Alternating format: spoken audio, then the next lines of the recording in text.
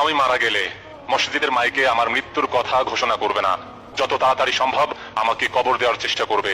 কবর খুঁড়তে যেটুকু সময় লাগবে সেই সময়ের মধ্যে কবর দেওয়ার চেষ্টা করো। কারোর জন্য আমার লাশ ফেলে রাখবে না, সে যেই হোক আর যেখানেই থাকুক। আমার জন্য 40 দিনে, 4 দিনে, 7 দিনে, 21 দিনের এসব কোনো প্রকারের খানা করবে না। আমার যদি কোনো প্রকারের ঋণ থেকে থাকে সেগুলো সঙ্গে সঙ্গে মেটাবার চেষ্টা করো। আর যখনই তুমি দোয়া করবে সেই দোয়াতে আমাকে শামিল করো। আর মাঝে মাঝে আমার জন্য সাদকা করো, দান করো।